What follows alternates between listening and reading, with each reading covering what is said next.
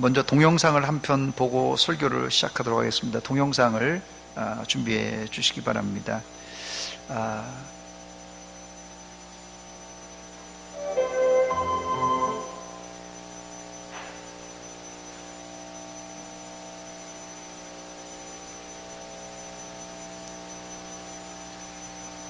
예. 자, 저 동영상이 지금 돌아가고 있는데요. 2010년 세계 롤러스케이팅 선수권 대회 주니어 남자 주니어 2만 미터 경기의 결승전 통과 장면입니다. 이 선두로 질주하던 이 콜롬비아 알레스 쿠야반테 선수가 1등을 확신하고는 결승선 몇 미터를 남기고 승리의 세레모니를 이렇게 손을 들면서 하다가 뒤따라오던 한국의 이상철 선수, 그때가 16살이라고 합니다. 대구 경신고등학교에 재학 중이었던 이 한국의 이상철 선수에게 우승을 빼앗기는 장면입니다. 자, 그러니까 자기가 저기 나오네요. 아직도 지금 결승전을 통과하지도 않았는데 이겼다고 두 손 들고 있는데 저게 간발의 차이로 이렇게 들어왔습니다. 이상철 선수는 이 대회에서 2만 미터 외에도 5천 미터 계주와 1만 미터에서도 우승해 3관왕에 올라 일약 스타가 되었다고 합니다. 우리가 어릴 적에 교과서에 나오는 토끼와 거북이 동화를 다 기억하실 것입니다. 이 토끼와 거북이가 지금도 나오는지 모르겠어요, 교과서에. 이 콜롬비아의 이 구야반테 선수와 토끼의 공통점이 무엇입니까? 자만심과 방심입니다. 영적인 생활도 마찬가지입니다. 영적 생활의 가장 큰 적도 자만심과 방심입니다. 자만심과 방심이 무서운 이유는 이 죄는 나만 모르고 다른 사람들은 다 알고 있다는 사실이에요. 그래서 이 바울 사도는 선줄로 생각하는 자는 넘어질까 조심하라고 했던 것입니다. 잠언 16장 18절에도 교만은 패망의 선봉이라고 했습니다. 이런 교만과 자만심은 신앙이 약한 사람보다는 오히려 목사님, 장로님, 권사님, 집사님처럼 믿음이 좋은 사람들이 쉽게 걸려 넘어지기 쉬운 죄입니다.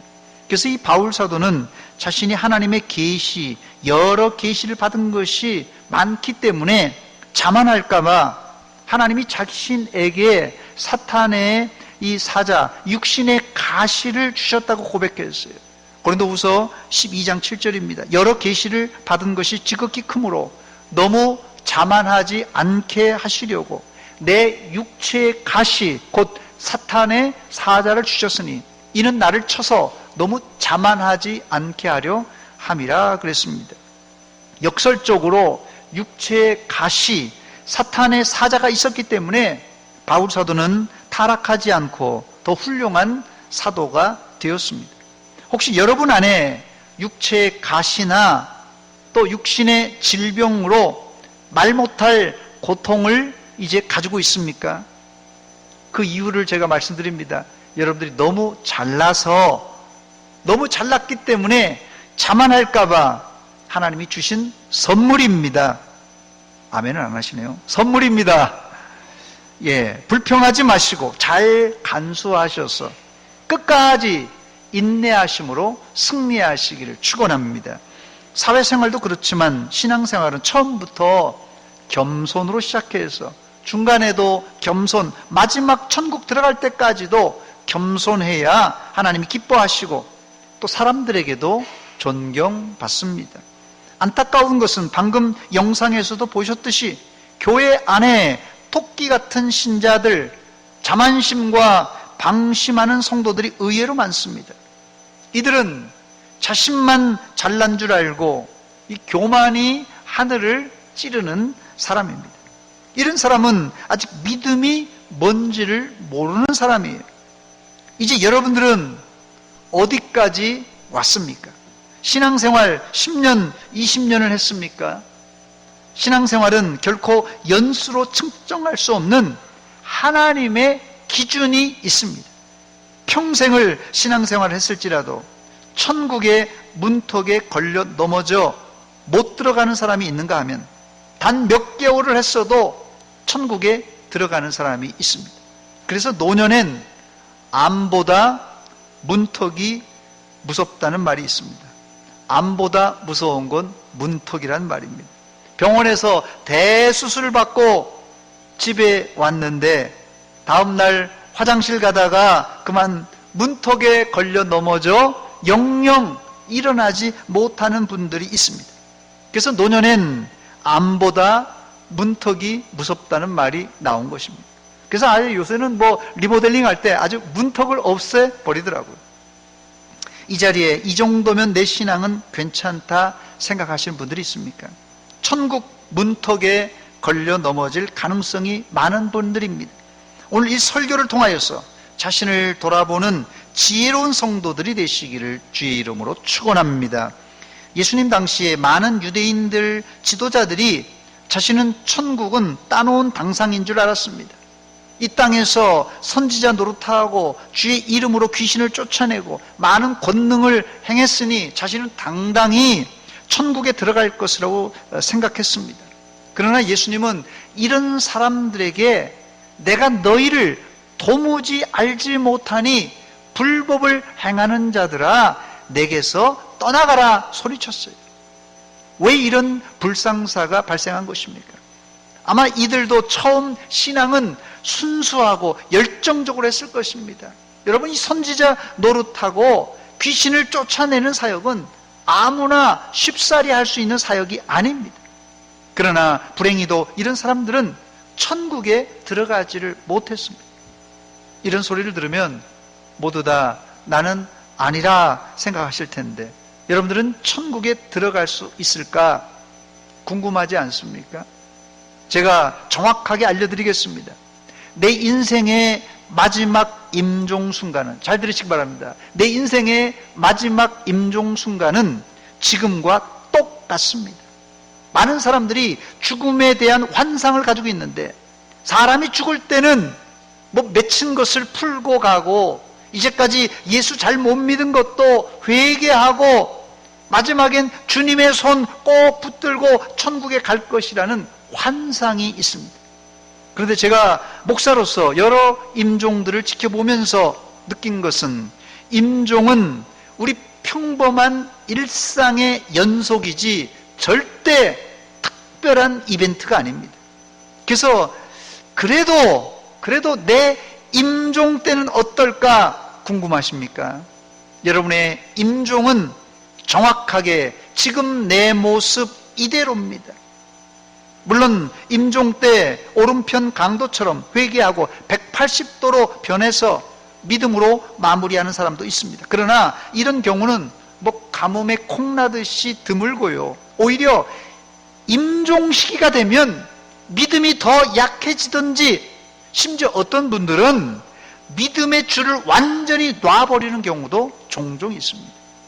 이제 여러분들이 결단하시기 바랍니다. 여러분이 이대로 살면 여러분의 임종 모습이 오늘 지금 이 모습 이대로입니다. 다음에 열심히 하겠다는 다짐 말고 지금 여러분들이 구원을 받을 만한 믿음이 있는가, 바로 그것을 점검하라는 말입니다.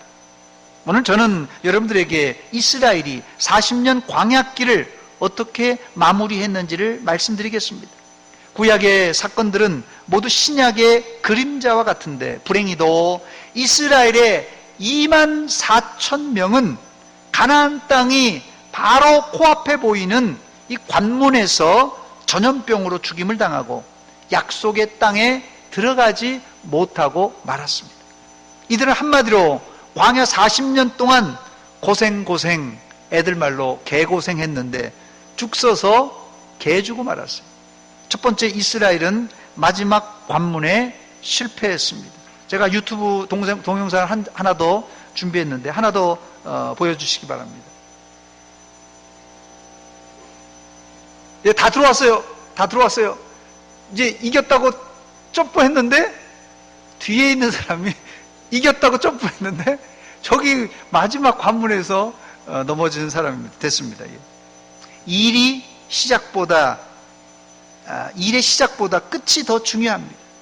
젊었을 때는 사고 쳐도 또 만회할 수 있잖아요. 또 젊었으면 사서도 고생하고 젊었을 때는 실패해도 다시 재기할 시간이 있지 않습니까? 그러나 말년엔 그 좀 마지막 순간엔 실패하면 다시 회복할 시간이 없습니다.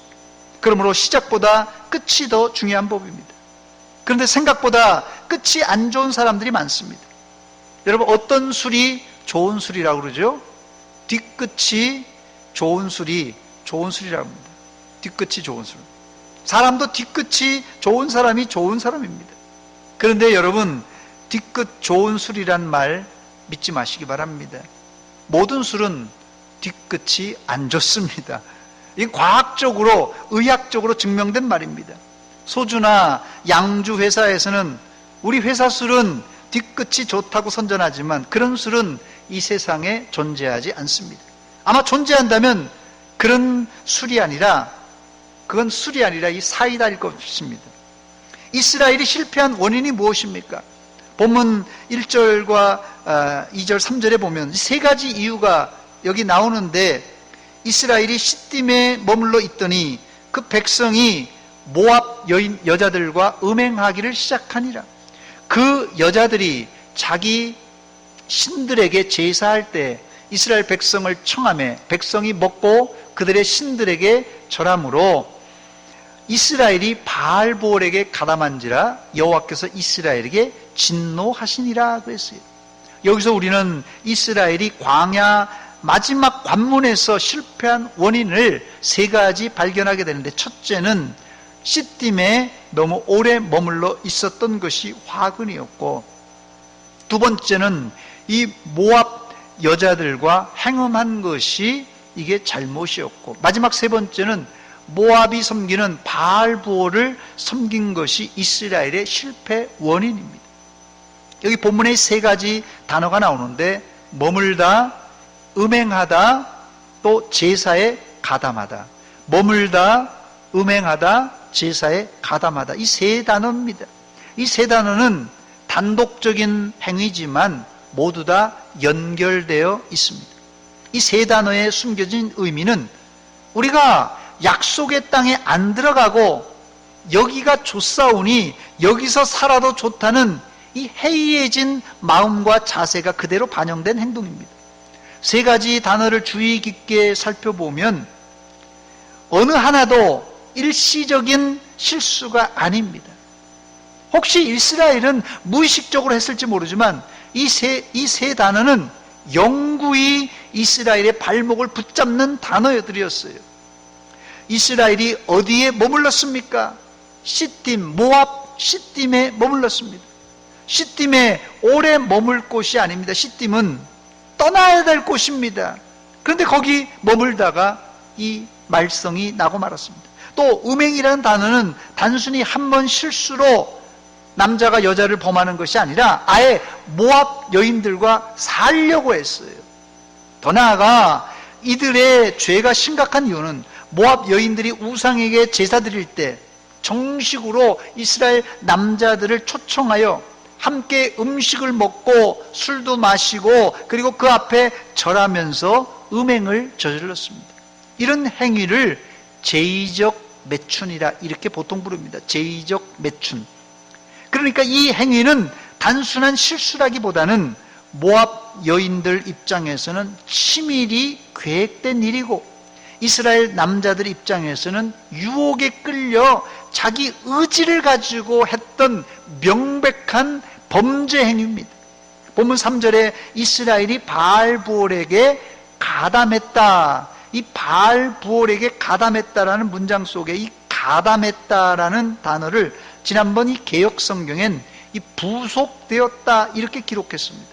이 가담하다, 부속되었다 이 단어는 히브리어로 이 짜마드라는 단어인데요. 이 단어는 단단히 묶다 혹은 참여하다라는 뜻입니다. 그러니까 여기 가담했다는 뜻은 단순 참여가 아니라 이스라엘 남정네들이 모압 여인과 미디안 여인들과 단단히 약조를 맺고 바알부올 제사에 참여했다는 뜻입니다. 결국 3절 하반절에 하나님은 이들을 향하여 진노를 쏟아부으셨어요. 여호와께서 이스라엘에게 진노하시니라. 진노란 하나님의 불같이 일어나는 심판을 의미합니다. 하나님이 왜 이렇게 진노하신 것입니까? 고린도전서 10장 20절 말씀을 보니까 이런 행위는 귀신과 교제하는 것이기 때문에 그렇습니다. 무릇 이방인이 제사하는 것은 귀신에게 하는 것이요 하나님께 제사하는 것이 아니니 나는 너희가 귀신과 교제하는 자가 되기를 원하지 아니하노라 그랬습니다. 이스라엘의 소속은 하나님의 택함 받은 선민입니다. 그런데 하나님께 속하지 않고 사신 우상 귀신과 교제하니 하나님이 그들을 가만히 내버려 두겠습니까? 뒤에 읽어보면 음행을 하다가 죽임을 당한 남녀가 보통 사람이 아니었던 것을 알 수 있습니다. 본문 14절과 15절 말씀 보니까 죽임을 당한 이스라엘 남자 곧 미디안 여인과 함께 죽임을 당한 자의 이름은 시므리니 살루의 아들이요 시므온인의 조상의 가문 중 한 지도자며 또 죽임을 당한 미디안 여인의 이름은 고스비이니 수르의 딸이라. 수르는 미디안 백성의 한 조상의 가문의 수령이었더라 그랬습니다. 남자는 이스라엘 지도자 중에 한 사람이고 여자는 미디안 가문의 수령의 딸이었습니다. 이스라엘의 지도자와 미디안 지도자의 딸과 음행한 것은 단순한 음행 사건이 아니라 아예 결혼에 해당하는 수준에 해당하는 그런 관계입니다. 이것은 하나님의 율법을 정면으로 거스르는 행위였어요. 하나님은 모압과 미디안은 물론 이방 결혼을 금지하셨습니다. 그런데 이스라엘은 이들과 혼인하며 음행을 서슴지 않았습니다. 신명기 23장 3절에 보니까 암몬 사람과 모압 사람은 여호와의 총에 들어오지 못하리니 그들에게 속한 자는 10대뿐 아니라 영원히 여호와의 총에 들어오지 못하리라 이렇게 경고했습니다. 특별히 모압의 이 바알볼에게 제사했다는 것은 신의 산에서 받은 십계명의 두 번째와 일곱 번째 계명, 우상 숭배하지 말라, 간음하지 말라는 계명을 정면으로 어긴 행위였습니다. 이스라엘은 이제까지 40년 광야를 잘 견뎌왔는데 마지막 순간에 무너져 내리고 말았습니다. 저는 예전에 공직에서 퇴직하신 분들은 나이를 먹으면 누구나 정년 퇴직하는 줄 알았습니다. 근데 이 정년 퇴직은 저절로 아무나 하는 것이 아닌 것을 이제야 알았습니다. 우리 교회도 큰 과오 없이 정년 퇴직하여서 대통령 표창과 훈장을 받은 분들이 많은데 이게 보통 힘든 일이 아닙니다. 명예롭게 훈장을 타고 퇴직한 분 중에는 사실상 현역 시절 아찔한 순간들이 한두 번이 아니었을 것이에요. 그러나 하나님이 여러분들을 도와주셔서 명예롭게 퇴직한 줄 알고는 끝까지 자만하지 마시고 주님 날아갈 때까지 하나님께 감사하시기를 바랍니다.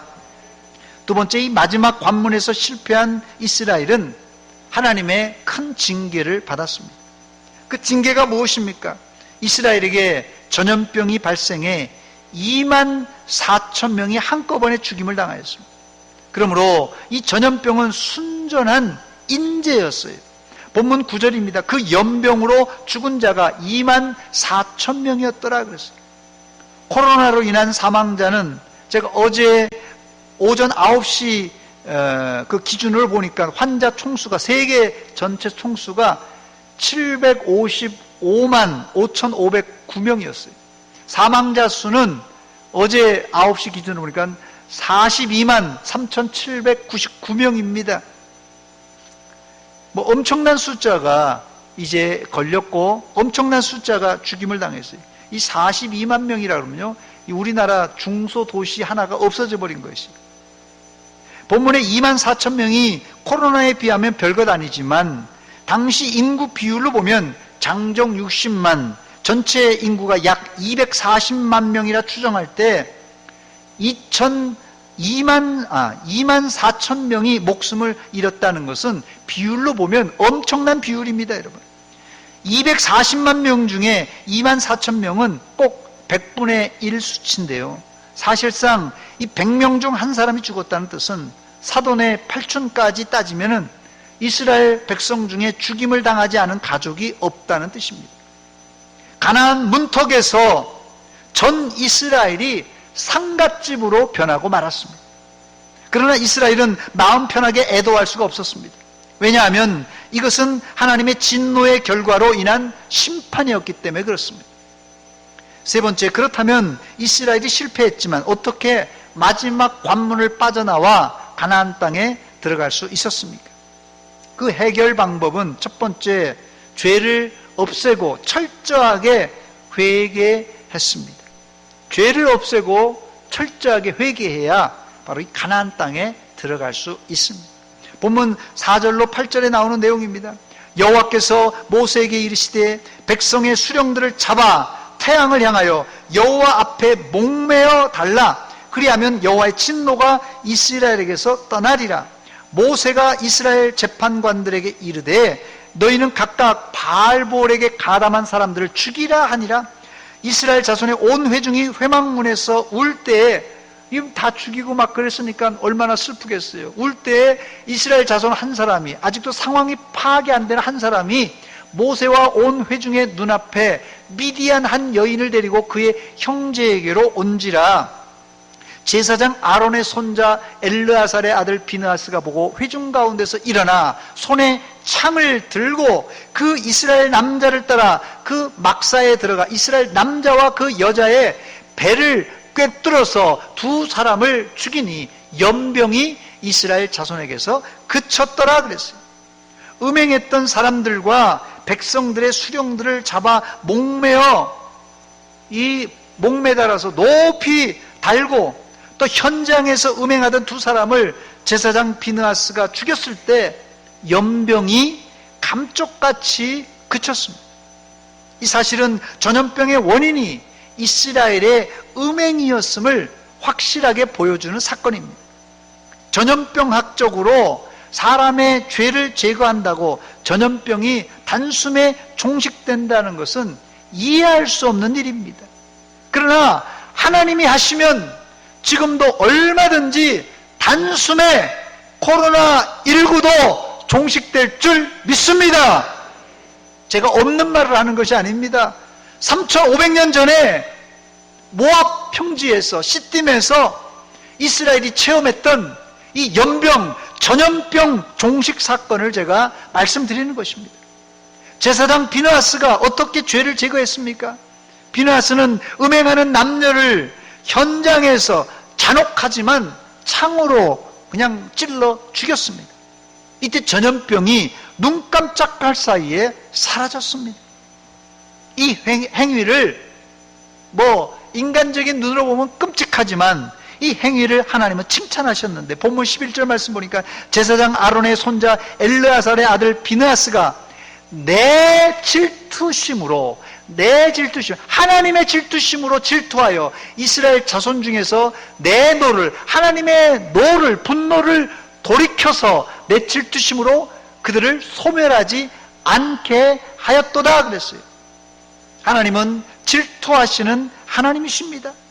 비느하스가 하나님의 마음을 알고는 하나님의 질투심을 가지고 죄를 철저히 제거했을 때 하나님은 기뻐하시고는 전염병을 말끔하게 종식시켜 주셨습니다.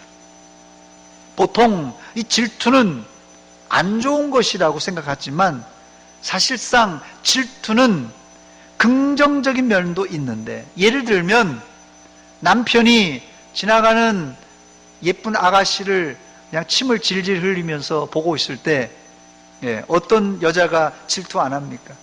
이건 질투의 정상 아닙니까? 안 하나요? 이제 포기했어요. 비느하스도 하나님 대신 바알볼에 매어 음행하는 남녀를 하나님의 질투심으로 질투하여서 그들의 범죄를 완전히 끊어버렸습니다.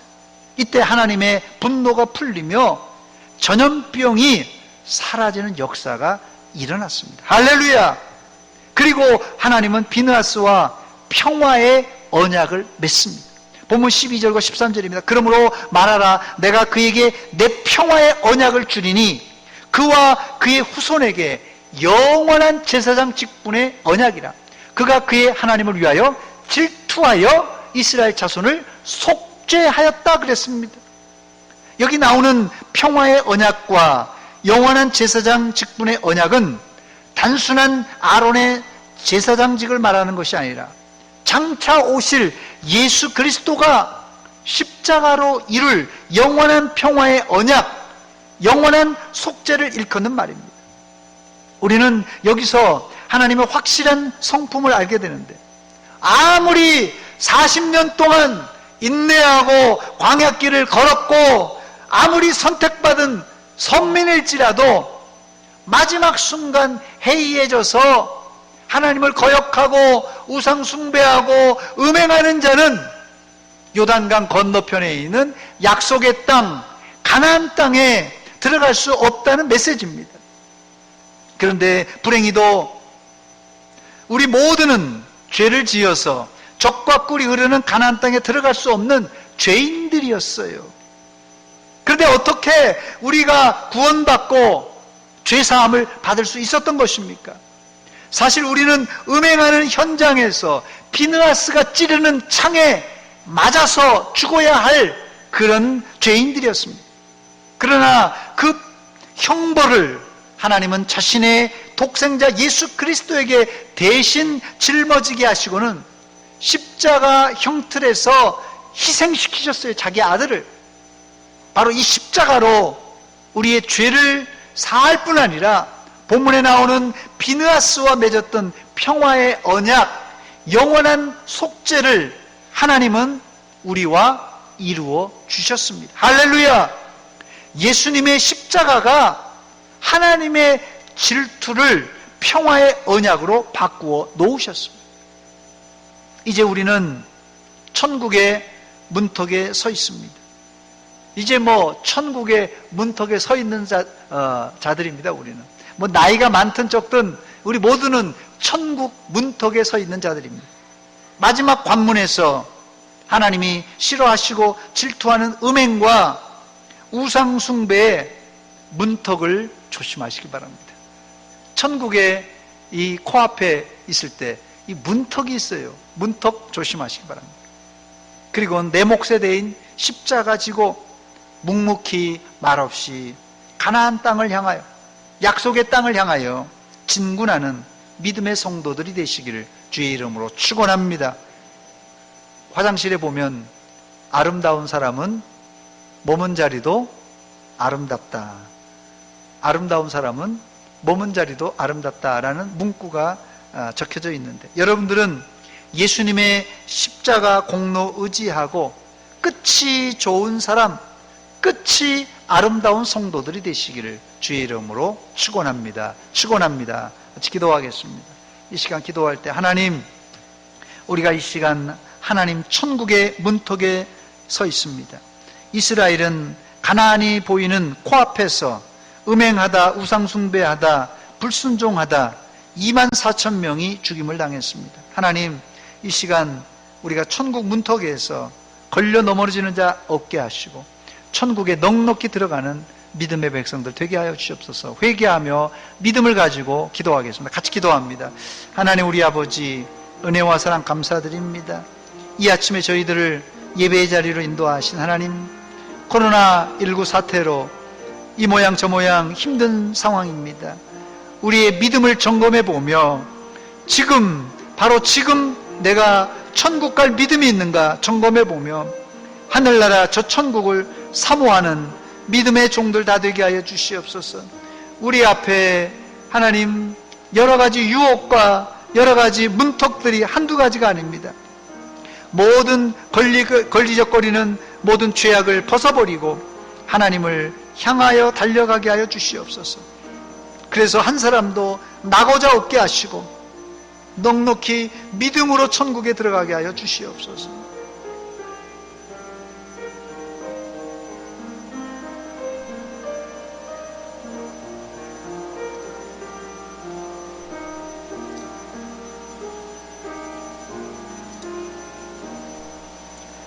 하나님, 우리 아버지 은혜와 사랑 감사드립니다.